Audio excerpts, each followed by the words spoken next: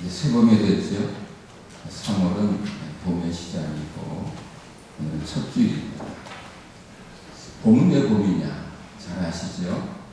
하나님의 영광을 보고 하나님의 사랑을 보고 하나님의 은혜를 보라는 의미에서 봄입니다.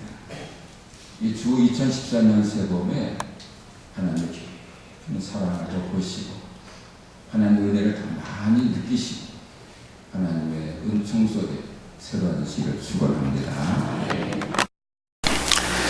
어느 유명한 대기업에서 그 회장실에서 일할 여비서 한 사람을 채용한다는 공고를 냈습니다.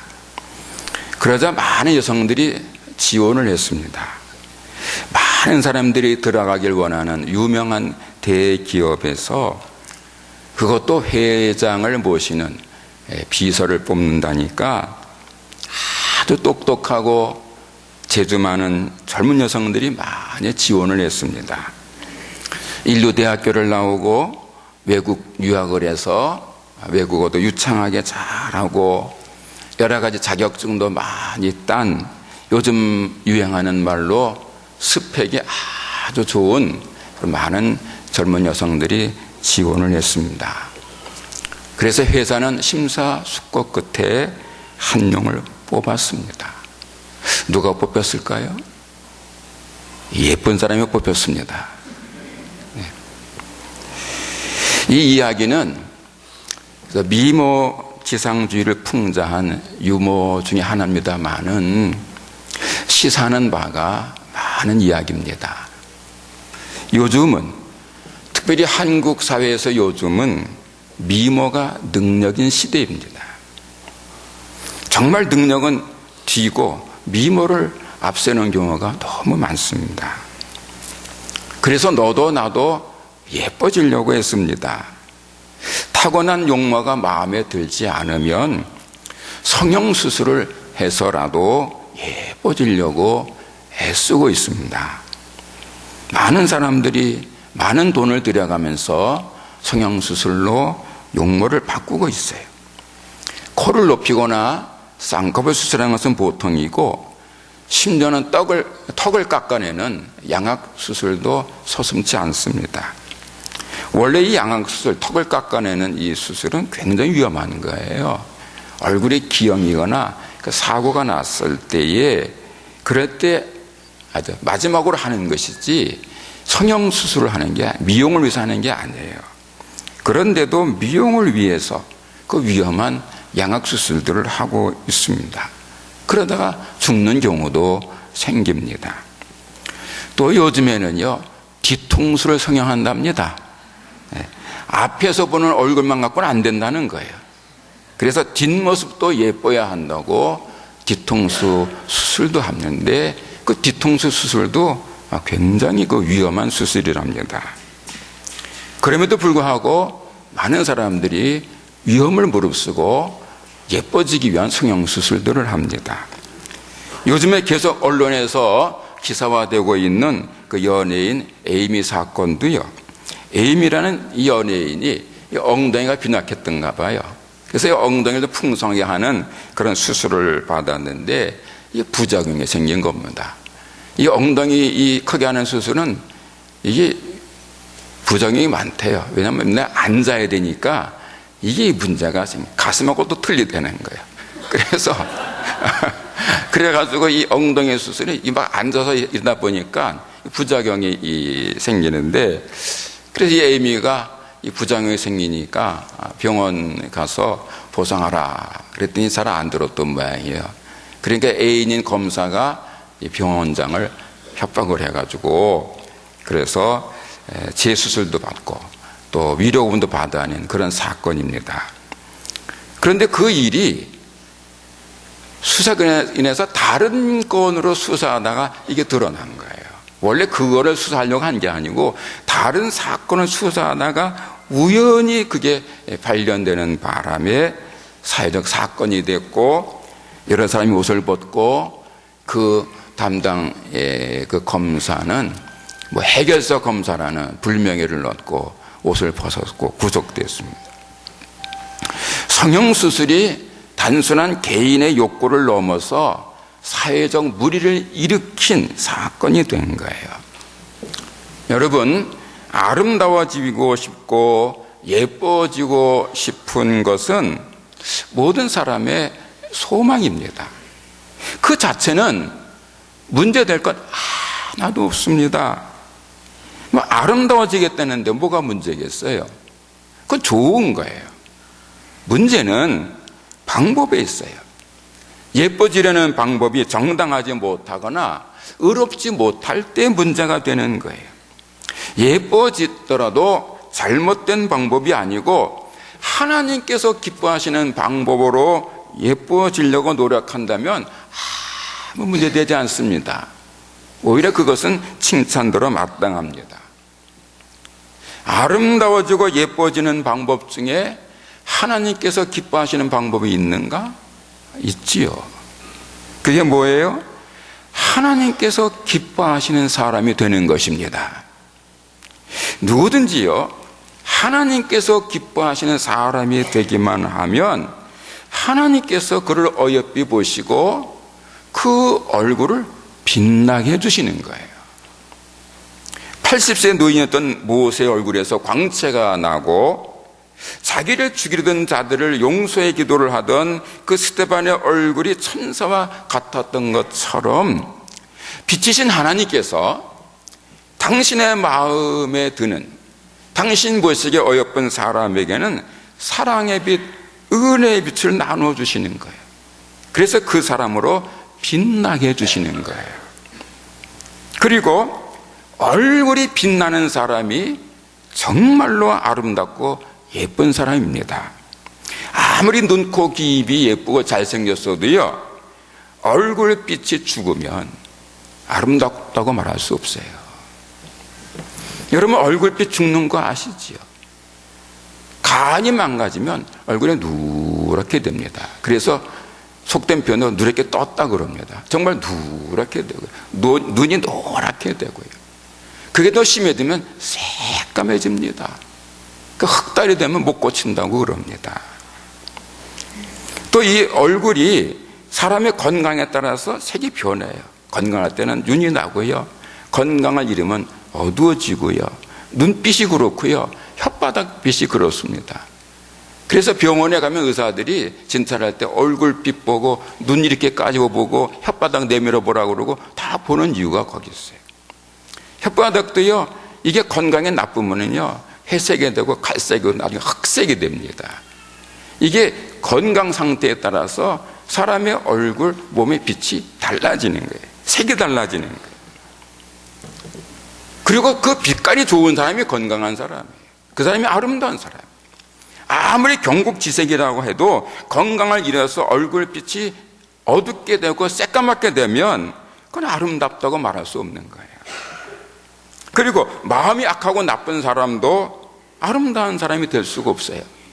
마음이 악하고 나쁜 사람도 그건 빛이 날 수가 없거든요. 성경에 나오는 압살롬이라는 사람이 있습니다. 다윗의 아들인데요, 이 사람은 그 당시에 이스라엘에서 최고로 잘생긴 미남자였어요. 이 압살롬이 얼마나 뛰어난 미남자였는가 하면 사무엘하 14장 25절에서 이렇게 말씀을 합니다. 온 이스라엘 가운데서 압살롬같이 아름다움으로 크게 칭찬받는 자가 없었으니 그는 발바닥부터 정수리까지 흠이 없음이라. 이 정수리부터 발바닥까지 어느 한 군데 흠이 없었다는 거예요. 세상에 그런 사람이 어디 있어요? 그런데 이 압살롬은 머리부터 발바닥까지 흠이라고는 없는 아주 완벽한 미남자였어요. 당대 최고의 미남자였어요. 그런데 그 마음은 아주 못됐어요. 악했어요. 아주 나빴어요. 그래서 그는 결국 비참하게 죽어요. 발바닥부터 정수리까지 흠이 하나도 없는 아주 완벽한 미남미녀라고 해도 마음이 곱지 않고 악하고 나쁘면 그 얼굴빛은 어두울 수밖에 없는 거예요. 그 사람은 진정으로 아름다운 사람이 되지 못하는 것입니다. 진정으로 아름다운 사람은 그 얼굴에서 빛이 나는 사람입니다. 오늘 본문에 나오는 예수님처럼. 오늘 본문 말씀은요, 예수님의 공생애 중에서도 후반부에 있었던 사건에 대한 말씀입니다. 어느 날 예수님께서 제자들과 함께 산으로 기도하러 가셨습니다. 그 산이 어떤 산인지는 모릅니다. 그러니까 다볼산이라고도 하고 헐몬산이라고도 하는데 그냥 추측일 뿐이고 어떤 산인지는 정확히 모릅니다. 그래서 그냥 변화산이라고 이렇게 하겠습니다. 예수님께서 어느 날 한 높은 산, 변화산에 올라가셔서 기도를 하시게 되었는데 그 기도하시는 중에 호련히 환하게 빛나기 시작하셨다는 거예요. 단순히 얼굴에서 빛이 난 것만이 아니고 오늘 본문 28절을 보면 그 용모가 변화하면서 빛나기 시작하셨습니다. 예수님의 얼굴 모습이 이전과는 전혀 다르게 변하셨다는 거예요. 변화산 사건 이전과 변화산 사건 이후의 얼굴이 어떻게 다른지는 정확히 모릅니다. 성경에 예수님의 얼굴 모습에 대해서 자세하게 분명하게 기록하지 않았기 때문입니다. 다만 이사야 53장 고난장에 나타난 고난의 종에 대한 말씀을 보면 변화산에서 변화하시기 전까지 예수님의 얼굴 모습이 어떠했는지 유추할 수 있겠습니다. 이사야 53장 2절에서 이렇게 말씀을 합니다. 그는 주 앞에서 자라나기를 연한 순 같고 마른 땅에서 나온 뿌리 같아서 고운 모양도 없고 풍채가 없은즉 우리가 보기에 흠모할 만한 아름다운 것이 없도다. 이사야 53장을 메시아 고난장이라고 부릅니다. 고난받는 메시아, 즉 예수님에 대한 예언입니다. 예수님께서 이 세상에 오시기 약 700여 년 전에 선지자 이사야가 고난받는 메시아, 즉 예수님에 대해서 예언한 말씀입니다. 그 예언에서 이사야 선지자는 고난의 종이, 즉 메시아로 오실 예수님이 사람들이 흠모할 만한, 사람들이 부러워할 만한, 나는 언제 저런 얼굴을 갖게 될까? 이렇게 부러워할 만한 그런 아름다운 용모와 풍채가 아니었다는 거예요.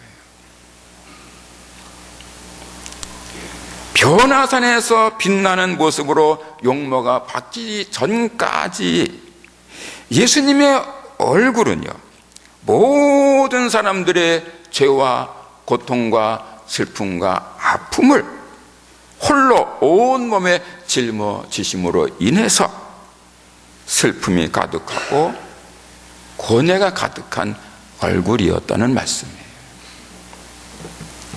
여러분, 예수님께서 왜 그런 아픈 얼굴을 하셨겠어요? 본인이 아파서가 아니에요. 사람들의 아픔을 짊어져서 그래요. 본인이 죄를 져서가 아니에요. 사람들의 죄를 대신 져서 그래요. 그래서 그 얼굴에 슬픔과 고통과 아픔이 가득했던 거예요. 그래서 이사야 선지자가 예언하기를 고운 모양도 없고 풍채도 없은즉 사람들이 흠모할 만한 아름다운 것이 없다, 이렇게 말씀한 겁니다. 그런데 이 변화산에서 기도하시던 예수님의 얼굴이 어느 순간 가장 아름다운 모습으로 변하셨다는 거예요. 같은 말씀을 마태복음 17장에서도 말씀하는데 그때 예수님의 얼굴이 해같이 빛났다고 했습니다. 어느 순간 예수님의 얼굴이 해처럼 환하게 빛났을 뿐 아니라 입고 계시던 옷까지도 광채가 났다는 거예요. 그리고는 이스라엘 사람들이 존경하는 모세와 엘리야가 나타나서 예수님과 대화하는 신비한 광경이 벌어졌습니다. 그때 그 예수님과 함께 기도하러 간 사람이 베드로와 야고보와 요한이에요. 그런데 이 베드로와 야고보와 요한은 예수님이 기도하는 시간에 함께 기도하지 않냐고 깊이 졸았어요. 오늘 본문에 나오죠. 깊이 졸다가, 그러니까 깊이 졸다가 문득 이상해서 이렇게 눈을 떠보니까 아주 신비하고 놀랍고 그 황홀한 광경이 벌어지고 있었습니다. 예수님의 얼굴이 전혀 다른 얼굴로 변한 채 아주 찬란하게 황홀하게 빛나고 있었어요. 그리고 이스라엘 사람들이 존경하는 그 모세와 엘리야가 나타나서 예수님과 더불어 대화를 하고 있었습니다. 베드로가 깜짝 놀라서 이렇게 외칩니다. 주여, 우리가 여기가 좋사오니 우리가 초막셋을 짓되 하나는 주님을 위하여, 하나는 모세를 위하여, 하나는 엘리야를 위하여 짓고 저희가 세 분을 모시겠습니다. 그때 베드로가 얼마나 정신이 없었던지 자기가 그런 말을 해놓고도 무슨 말을 했는지 몰랐다고 성경은 기록합니다. 그만큼 오늘 본문의 사건은 신비하고 놀랍고 황홀한 사건이었습니다. 예수님의 이 변화 사건을 두 눈으로 직접 목격한 사도 베드로는 훗날 베드로 후서를 기록할 때 그때 자기가 변화산에서 본 그 예수님의 모습은 장차 재림하실 영광의 주님의 모습이었다, 이렇게 말씀합니다. 오늘 본문에 기록된 대로 변화산에서 변화하신 예수님의 모습은 그 만물의 주님이시며 우주의 왕이신 예수님의 친면목이 어떠한지를 사실적으로 보여주고 있는 겁니다. 그리고 오늘 이 예수님의 산상 변화 사건 중에서 아주 중요한 한 가지가 뭐냐 하면, 예수님께서 언제 아름답게 빛나는 모습으로 변화하셨는가 하면 기도하시는 중에 변했다는 거예요. 본문 29절에서 말씀합니다. 기도하실 때 용모가 변화되고 그 옷이 휘어져 광채가 나더라. 예수님이 아무 때나 변화하신 게 아니고 기도하시다가 변화하셨다는 이 말씀이 중요한 거예요. 기도하는 시간은 기도하는 그 사람을 아름답게 하는 시간인 거예요. 기도하는 시간이 왜 아름다운 시간인가?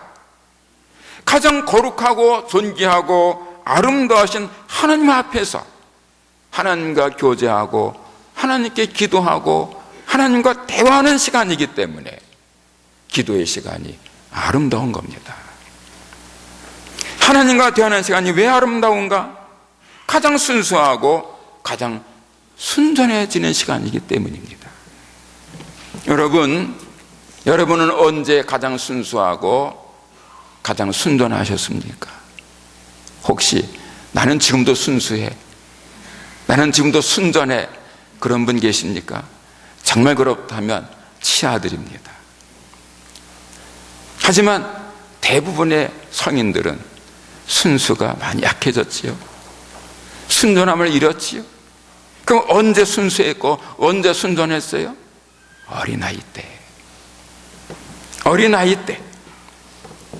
어린아기나 어린아이들은 다 순진하고 순수해요.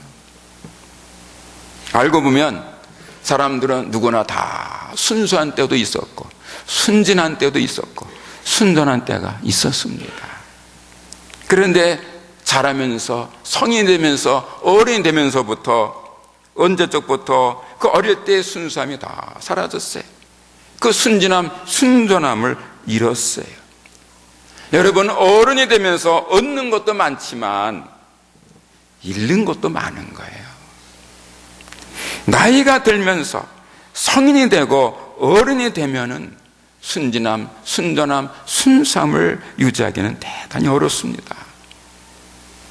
세상이 하도 험하다 보니까, 험한 세상 살다 보니까 나도 모르는 사이에 그 순수함, 순전함을 잃는 거예요.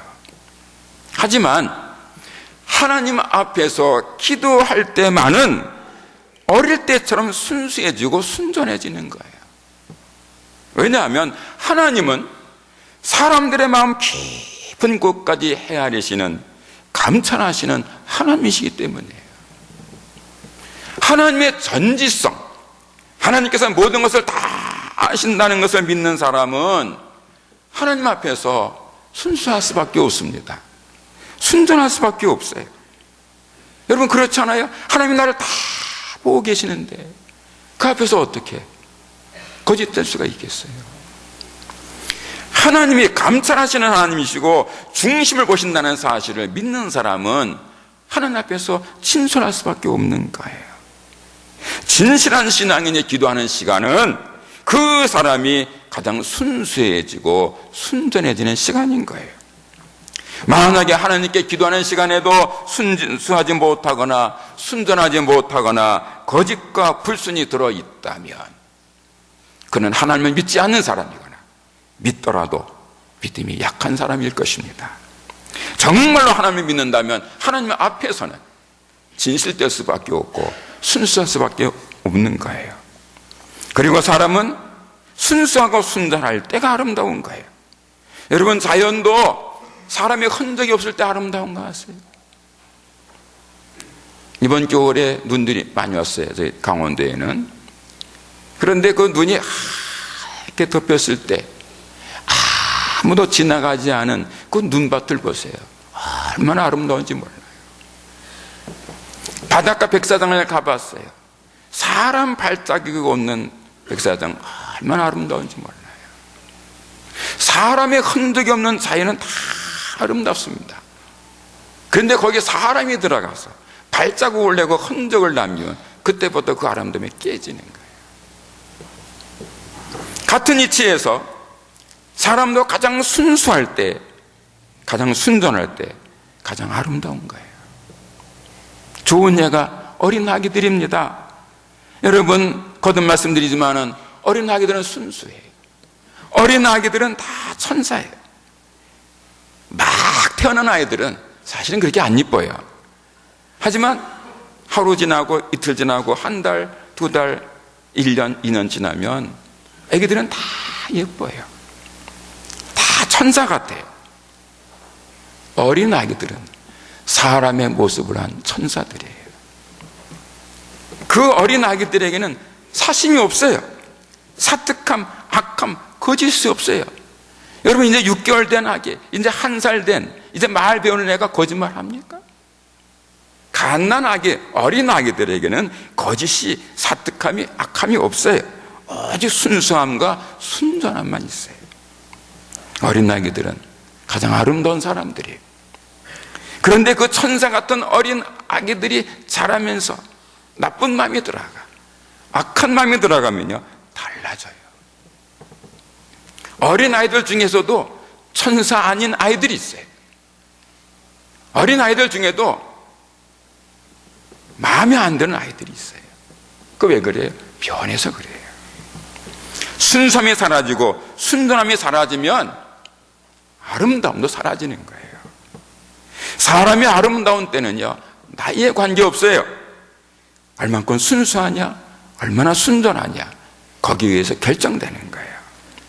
그런데 기도할 때는 하나님 앞에서 가장 순수하고 순전할 때예요. 좀 전에 말씀드린 것처럼 하나님 앞에서도 순수하지 못하고 순수하지 못한 사람도 있고, 기도하는 때에도 딴 생각도 하고 나쁜 마음을 먹는 때도 있지만 그것은 다 믿음이 성숙하지 못해서 그런 것이고, 진실로 성숙한 그리스도인은 기도할 때 가장 순수하고 순전한 거예요.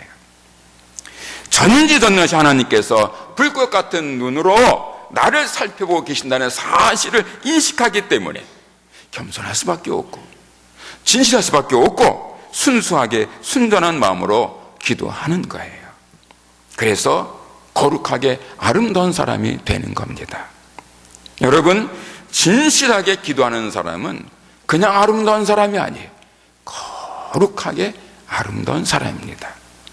그래서 예수님께서 기도하시는 중에 찬란하게 아름답게 빛나신 겁니다. 같은 이치에서 예수 그리스도의 십자가의 은혜에 감사 감격하면서 순전한 마음으로 진실되게 기도하기를 힘쓰고 사랑하기를 힘쓰는 그 사람 역시 아름다운 사람으로 그 얼굴이 빛나게 됩니다. 모세가 대표적인 사람입니다. 출애굽기 34장 28절 29절을 보면 그 시내산에서 하나님을 만난 모세가 40일 동안 밥도 먹지 않고 물도 마시지 않고 하나님 말씀을 들었어요. 사람이 40일 동안 밥도 안 먹고 물도 안 먹고 사는 것은 그건 불가능한 일이에요. 밥은 먹지 않더라도 물은 마셔야 돼요. 물은. 젊은 사람이라도 물을 마시지 않고는 열흘을 넘어가면 죽습니다. 그런데 모세는 나이 80에 40일 동안 밥도 안 먹고 물도 안 마시고도 죽지도 않았을 뿐 아니라 그 얼굴에 광채가 나는 가장 아름다운 사람이 되었다는 거예요. 첫 번 순교자 스데반도 같습니다.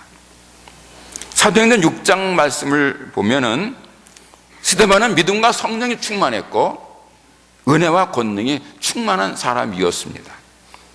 충만이라는 말은 뭐냐면 이 그릇 같은 데 꽉 차서 넘치게 된 상태를 충만이라 그럽니다. 스데반은 믿음이 꽉 차서 넘치는 사람이었어요. 성령이 꽉 차서 넘치는 사람이었어요. 은혜가 꽉 차서 넘치는 사람이었어요. 그래서 사람들의 눈에 천사처럼 보였어요. 사도행전 6장 15절에서 이렇게 말씀합니다. 공회 중에 앉은 사람들이 다 스데반을 주목하여 보니 그 얼굴이 천사의 얼굴과 같더라. 기도의 사람 스데반도 얼굴이 아름답게 빛난 사람이었던 겁니다.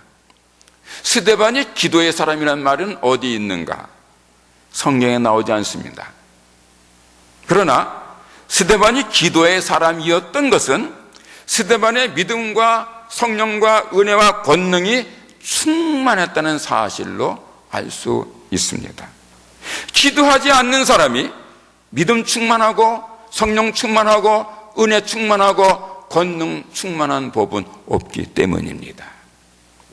그리고 스데반의 마지막 모습을 보면 더욱 분명해집니다. 스데반은 사람들이 던지는 돌에 맞아 죽어가면서도 그 숨지기 직전에 무릎을 꿇고 이렇게 기도를 합니다. 주 예수여, 내 영혼을 받으시옵소서. 주여, 이 죄를 저들에게 돌리지 마옵소서. 여러분 한번 상상해 보세요. 사람들이 막 돌을 던집니다. 욕을 하고 조점해서 돌을 던집니다. 그래서 스데반이 돌에 맞아 피투성이 된 채 죽어가는 중에서도 그 얼마나 아프고 괴로울 텐데도 그때 경건하게 마지막 힘을 모두어서 무릎을 꿇고 그리고 기도하는 거예요. 주여, 이 죄를 저들에게 돌리지 마소서. 얼마나 비장한 아름다운 기도입니까? 이 스데반의 마지막에 그 기도, 주여, 이 죄를 저들에게 돌리지 마소서. 십자가에서 예수님께서 하셨던 그 기도 다음으로 인류 역사상 가장 아름다운 비장한 기도, 이 스데반의 기도입니다. 여러분, 누가 진정 아름다운 사람이겠습니까?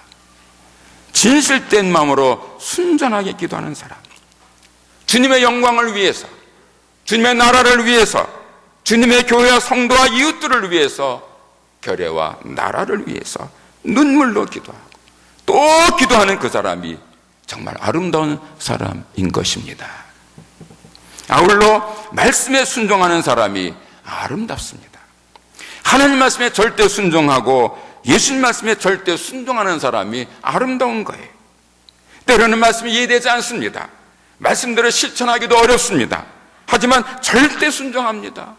그 사람이 얼마나 아름답습니까? 말씀이 이해되지도 않고 순종하기도 어렵고 실천하기도 어려움에도 불구하고 말씀 그대로 순종하는 그 사람, 하나님 보시기에 가장 아름다운 거예요. 반면에 압살롬처럼 온몸에 흠이라고는 하나도 없는 육체적으로 완벽한 아름다운 미남자라 할지라도 하나님 말씀을 거역하고 아버지 말씀도 거스리고 자기 멋대로 하는 사람은 아름다운 사람이 아니라 추한 사람인 거예요.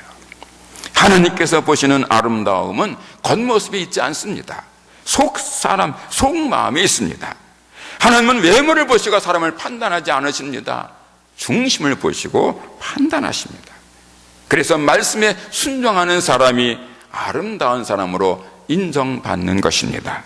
그래서 디모데전서 4장 5절에서 이렇게 말씀을 합니다. 하나님의 말씀과 기도로 거룩하여 지민이이다. 무엇으로 거룩해지는가? 하나님의 말씀과 기도로 거룩해진다는 거예요.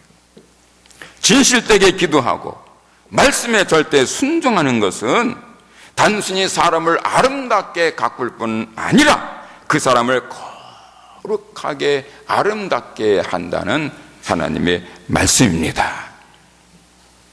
사랑하는 성도 여러분들이요, 예수님께서 변화산에서 찬란하게 아름답게 변화하신 이 사건은요, 장차 재림하실 하나님의 아들 예수님의 모습이 그렇게 찬란하게 아름다운 모습일 것을 보여주는 예표예요. 동시에 장차 구원받은 그 죄인들이 하늘나라에서 영생할 때의 모습을 보여주는 겁니다. 고린도전서 15장 51절 52절에서 이렇게 말씀합니다. 보라, 우리가 너에게 비밀을 말하노니 우리가 다 잠잘 것이 아니요 마지막 나팔의 순식간에 호련히 다 변화되리니 나팔 소리가 나며 죽은 자들이 썩지 아니할 것으로 다시 살아나고 우리도 변화되리라. 부활의 아침에 모든 그리스도인들이 아름답게 변화할 것이라는 약속의 말씀입니다. 여러분과 저는 이 다음에 세상에서 가장 아름다운 사람들이 될 것입니다. 그러므로 현재 자신의 용모에 대해서 만족하지 못하더라도 조금만 참으세요. 조금만 참으시면 가장 아름다운 모습으로 변화될 거예요. 그 모습을 보고 감격해서 찬양하는 날이 올 것입니다. 그리고 이 땅에 사시는 날 동안 예수님처럼, 모세처럼, 스데반처럼 기도에 힘쓰고 말씀 순종에 힘쓰기를 애쓰면 여러분도 어느 날 얼굴빛이 달라지기 시작하실 겁니다.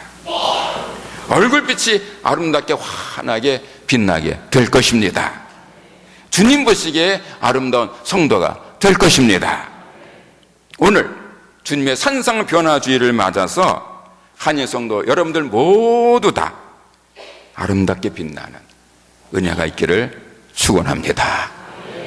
기도하겠습니다. 하나님 아버지, 오늘 주님의 산상 변화주일인데 주님께서 아름답게 변화하신 것은 장차 오실 재림하실 예수님이 그렇게 아름다울 것임을 보여주고 또 구원받은 백성들이 천국에서 어떤 모습을 할 것인지를 보여주는 예표인 줄로 믿습니다. 하나님 아버지, 이 말씀을 믿고 이제부터 더 열심히 기도하고 말씀에 순종함으로 하나님 보시기에 아름다운 성도 되어 얼굴이 환하게 빛나는 은혜가 있게 하옵소서. 그래서 한일 성도들은 모세처럼 그리고 스데반처럼 빛나는 영혼의 소유자가 되게 하시고 영혼만 빛날 것이 아니라 얼굴도 빛나는 은혜가 있게 하옵소서. 그래야 한일 성도들의 삶의 자리가 환해지고 밝아지는 복이 있게 하옵소서. 예수님의 이름으로 기도하옵나이다. 아멘.